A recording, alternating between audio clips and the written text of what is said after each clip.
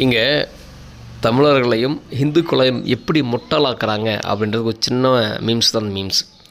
1,00,000 பேர் கூடி ஜெய் ஸ்ரீராம் அப்படின்னு கத்துவது வடநாடு இல்லைடா, 10,00,000 பேர் கூடினாலே மாமா மச்சான்னு பலம் தமிழ்நாட்டான்னு போட்டிருக்கான். சரி, இந்த 10,00,000 பேரும் எதுக்காக கூடினாங்கன்னா, இங்கே பொட்டு வச்சு பூ வச்சு புரஸ்காரம் பண்ணக்கூடிய என்னுடைய சாமிக்கக்கூடியவர்கள். அங்கே ஜெய் ஸ்ரீராம் என்று கூடியவர்கள் யார்? அவர்கள் அதே மாதிரி தான் பொட்டு வச்சு பூ வச்சு என்னுடைய மதத்தை காத்தவர்கள் தான் கூறாங்க. இங்கே யாராவது அல்லாஹ் அக்பர் என்றோ அல்லது ஹல்லு என்று கூறினால் தப்பு.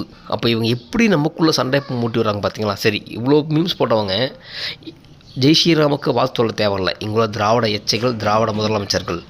இங்கே இதுவே சித்திரை பௌர்ணமிக்கு அழகர் ஆற்றுல இருக்கிறார். அந்த அழகர் ஆற்றுக்கு இவர்கள் வாழ்த்துக்கள் சொல்லாமல்ல, சொல்ல மாட்டானுங்க. ஏன்னா இதை பற்றி மீம்ஸ் போட மாட்டானுங்க. இவங்க நோக்கம் என்பது ஜாதி மத ஒழிப்பு கிடையாது.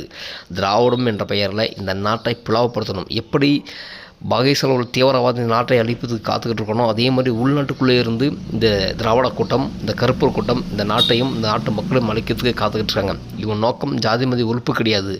இங்கே உள்ள பெரும்பான்மை மக்கள் இந்தியாவில் மட்டும்தான் இந்துக்கள் இருக்காங்க.